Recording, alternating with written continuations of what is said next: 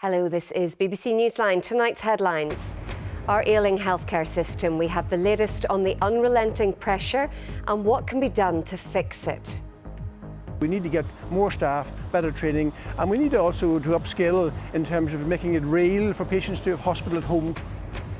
The mother of this terminally ill Ukrainian girl tells us about their struggles with red tape here. It was very big stress. My daughter has serious disease. She needs constantly medicine and special food.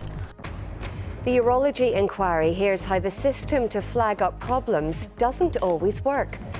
The jobs market shows signs of weakening, but some firms are still struggling to find staff. Golf's bitter dispute continues. The world number one Rory McIlroy calls for Greg Norman, the head of the Saudi-backed breakaway Live Tour, to go. And after an afternoon packed with blue sky, it's going to get chilly in places tonight. Find out how tomorrow is shaping up later in the programme.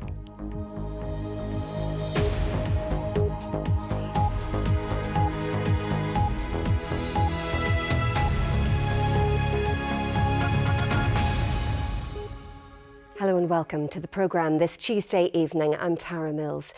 Another local hospital has declared it's under severe pressure this evening. Craigavon Area Hospital says there are 138 patients in its emergency department and many are waiting a very long time to be admitted to a ward. Ambulances are also queuing outside. It comes after a hectic 24 hours in the Ulster and Altnagelvin hospitals.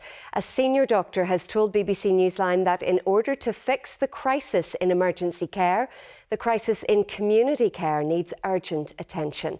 Our health correspondent, Mary-Louise Connolly, reports. It's been a hectic, relentless few days for emergency departments.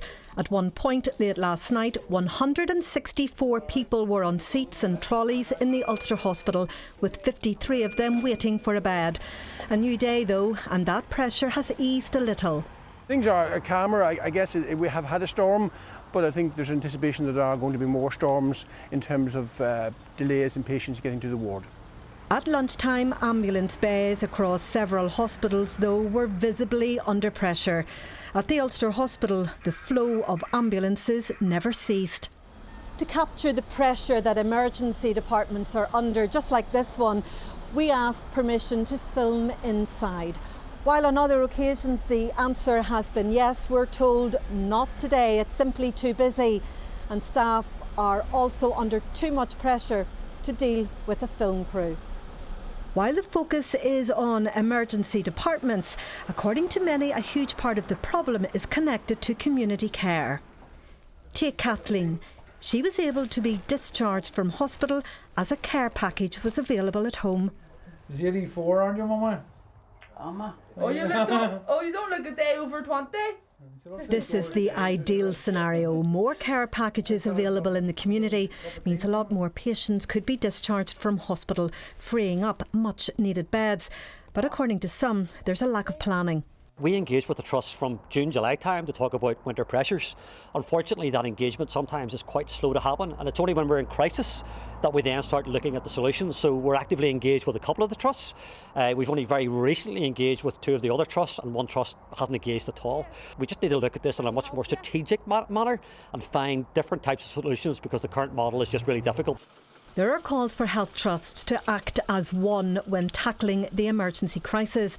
A so-called emergency summit last Wednesday decided hospitals should set aside areas where ambulances can offload elderly patients so they aren't left sitting in vehicles or in corridors. But according to this doctor, the real problem is in community care. No, we don't have enough care packages in the community to deliver timely discharge of patients from hospital. Many patients want to live their last days of life at home, cannot do so, they end up in a hospital scenario. So we need to get more staff, better training, and we need also to upskill in terms of making it real for patients to have hospital at home can be real. These problems aren't new and should come as no surprise to those in charge of the health service. It's hoped the same people can deliver practical solutions soon. Well, Mary-Louise is with me now. Mary-Louise, as you said, the problems aren't new, but are there solutions? Well, that's not the first time, Tara, that an emergency doctor has warned that the problems that they're experiencing in their area actually start in the community, and this lack of home care or community packages. You know, it makes sense. Support a system that allows older people to stay at home to be cared for when the situation allows. That's what they want, instead of perhaps putting more money into emergency departments. And this is a point that is made so many times by emergency doctors. Also, back in 2018, the Department of Health warned that there would be at least 80,000 more people in Northern Ireland over the age of 65. So we knew that these figures were coming. Some people are asking then, why weren't plans put in place to support services to support older people? There are warnings of grave times ahead. Tell us about this letter to doctors. That's right. This is a letter, quite a stark warning from the UK's 4 chief medical officers to doctors right across the system. And it's actually warning about the hectic times ahead and the environments that they might have to work in. Just listen to this. The letter says, in such challenging times, we understand that some doctors could be fearful that they will be referred to their regulator. It adds, your professional code and principles of practice are there to guide and support your judgments, and includes taking into account local realities and the need at times to adapt practice at times of significantly increased national pressure. Now, this official letter adds that regulators will also need to keep regulatory oversight proportionate at this busy time, whenever hospitals come under pressure and doctors could find themselves working in environments that they aren't properly used to. OK, Mary-Louise, thanks very much. Now, since the war in Ukraine began in February, more than 1,800 refugees have arrived in Northern Ireland under official schemes, but some came by other routes. Among them are Daria and Vlada Yakovenko. Vlada is 4 years old and is terminally ill. Like thousands of others, they fled the fighting, and when they reached the Polish border, by chance they met an aid worker from Warrenpoint, Jacinta Curran. She was so worried about Vlada's health, she brought them home with her. But they've had difficulty accessing medical care and a visa. BBC Newsline's Sarah Gervin has been hearing their story. This was the moment retired pharmacist Jacinta Curran met Vlada and Daria for the first time. Taking them home to Warrenpoint wasn't the plan, but Vlada has a rare genetic disorder, and Jacinta believed getting her to Northern Ireland was a medical emergency. But because they came through Dublin and didn't apply in advance, they don't qualify for the Homes for Ukraine scheme. And without paperwork, Vlada waited 3.5 weeks for medical treatment in Northern Ireland. It was very big stress for me and my daughter, because my daughter has serious disease. She needs constantly medicine and special food. I honestly thought Vlada would die, and that I would be held responsible for her death, because nobody would help us. I hadn't anticipated taking anybody home. It was the furthest from my mind, and then it just happened. What was I supposed to do? Leave Daria with a very, very sick child at that stage, and really it was a matter of life and death. Seen here at 2 years old, Vlada showed no signs of illness, but after turning 3, she was diagnosed with Batten disease, which will eventually prove fatal. Daria says the treatment her daughter is getting now is amazing, but her condition is progressing, and since coming to Northern Ireland, she's lost her sight. It's my life. I don't want what I will be doing without here.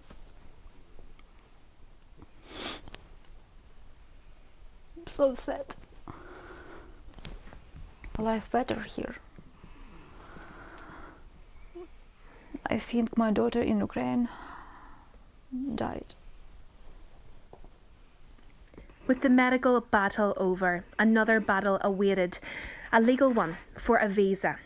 Vlada and Daria's leave to stay was due to expire on November 22nd, the day after Vlada's 5th birthday.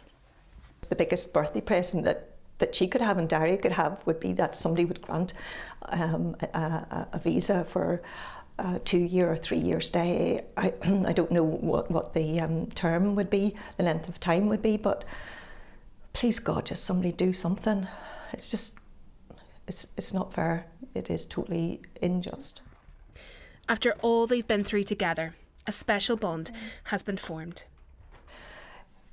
You know, Daria's a lovely, warm girl, and with all that she's come through, she still tries to help and support me because she's still worrying about me because we don't get money for the Homes for Ukraine, and she still worries about that, and she worries about when I feel like really tired, like she's always fussing over me, and also she's good for me too. I just love her.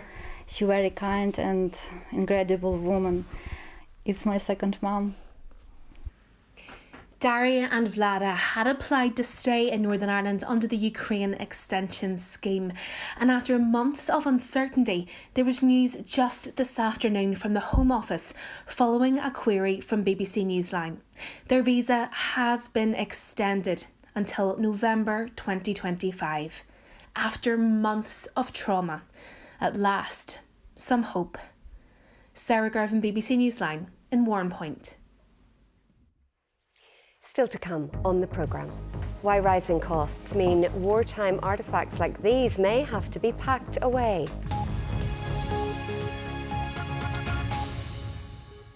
The Secretary of State has asked for more time to consider if there should be an investigation or a public inquiry into whether the 1998 Omagh bomb was preventable. Chris Heaton-Harris had an hour-long meeting with some of the families of the 29 people who were killed. Afterwards, Michael Gallagher, whose son died in the bombing, described the meeting as productive and said they accepted the Secretary of State needed more time to assess the case. We have agreed that, yes, that is something we would want them to see, and we would want them to make the right decision. But we told them that it was hugely important we get the right decision here. We certainly don't want a reinvestigation because we've had many of those. We need a public inquiry. We need an opportunity for people to come forward and tell their story, what happened. A public inquiry has been told that the Department of Health is to review its early alert system because it's not working consistently. The inquiry is examining the work of consultant urologist Dr. Aidan O'Brien and how the Southern Health Trust handled urology services prior to May 2020. Hundreds of families have been affected and over 1,000 patients' records were recalled as a result of a review into Mr. O'Brien's work. Today, the Permanent Secretary at the Department of Health told the inquiry that a system which is designed to raise issues of concern isn't working properly.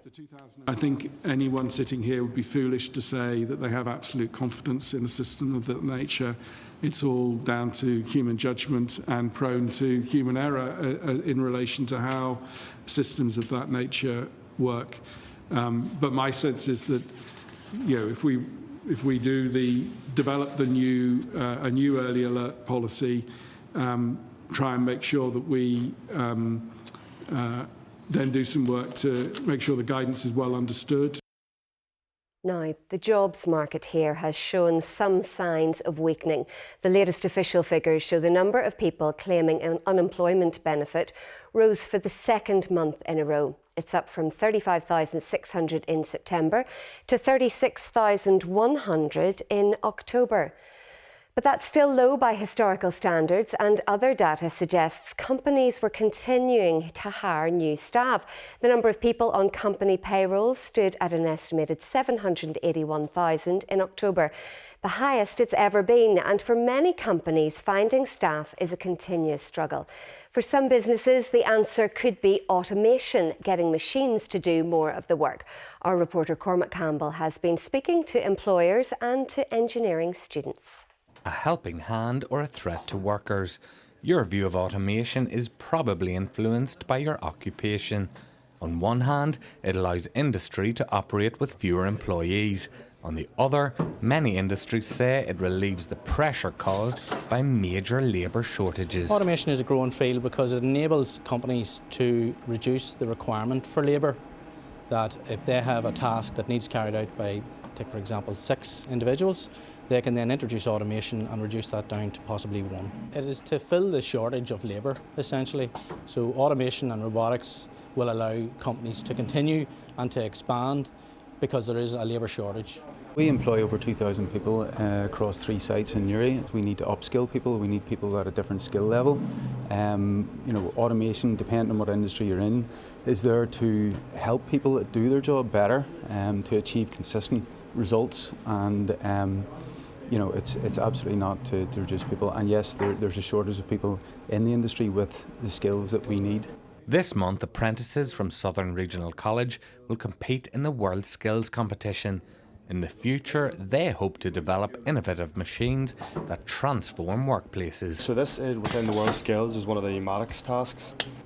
You'll be given instructions. You have 2 cylinders, A and B, and you have to make them extend and retract in a pattern. Machines they're so capable of doing so many tasks. The opportunities are there in the market for them. So with work, we're looking to get in welding robots. Welding robots would be where I would see myself finishing off in a career in automation. I'm currently an apprentice, so I'm just shadowing someone at the moment, but I want to hopefully move on to working with PLCs and production lines. This is a growing field and one that continues to develop. Just how far depends on the innovations of apprentices like these. Cormac Campbell, BBC Newsline. A 34-year-old man from Dublin has appeared in court charged in connection with a protest at an event by a fringe political group in Fermanagh at the weekend. Here's our South West reporter, Julian Fowler. Daniel Comerford, who's 34, from McCullum Heights in Dublin, is accused of having a hammer as an offensive weapon and causing criminal damage to a glass door at the Lochern Resort on Sunday. He's further accused of attempting to cause grievous bodily harm to a man and a fray. Mr Comerford, who appeared at Omagh Magistrates Court by video link from police custody, confirmed that he understood the charges. A defence solicitor indicated he'd be making an application for bail at Dungannon Court on Friday, and Mr Comerford was remanded in custody. Julian Fowler, BBC Newsline, Omagh. Now, a charity says tens of thousands of original wartime artefacts could be packed away for good if it doesn't find new premises. The War Years Remembered exhibition in Ballyclare is facing closure due to rising costs.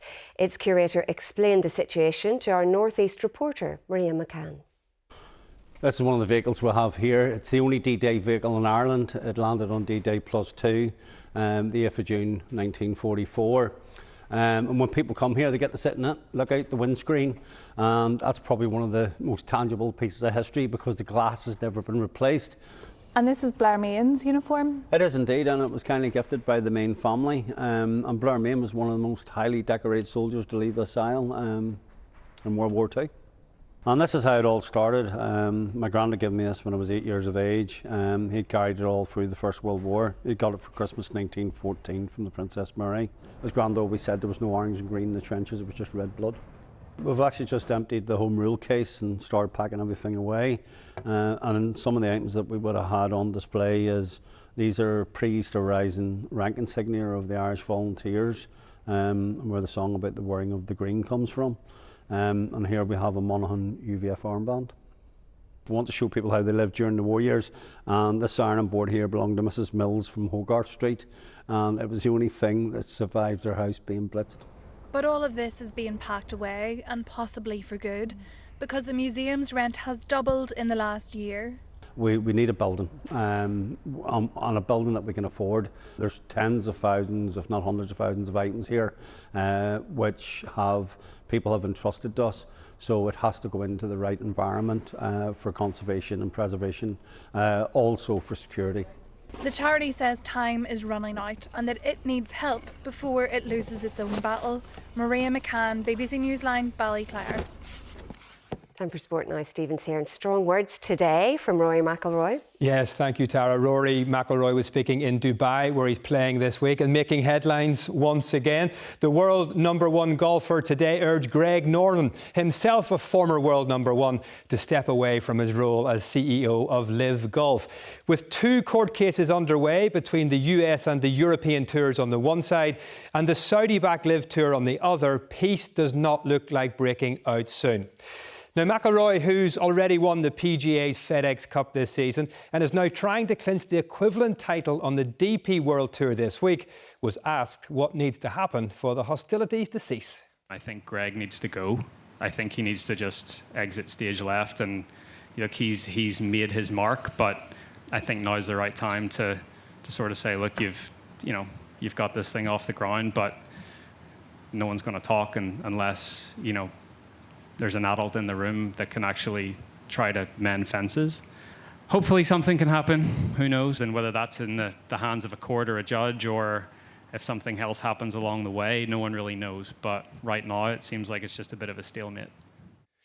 Well, it took a brilliant goal to give David Jeffries Ballymena United the victory against Crusaders in the Danske Bank Irish Premiership last night. Crusaders stay 4th in the table and United move above Newry City into 9th. Kim Nelson's 80th minute volley sealed the 1-0 win, much to the delight of the players, travelling fans and the manager. I've never seen as many goal celebrations within one celebration. We're delighted. Kim's a tremendous boy, he's a really fantastic young man, and we knew exactly the qualities that he would bring in, and a lot of his good play at times goes unnoticed.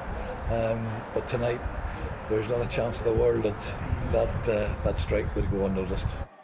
Great goal. Now, the Northern Ireland women's football team play their final game of the year tonight. They take on Italy in a friendly at Seaview. The game is live on the BBC iPlayer and BBC Sport website straight after this programme.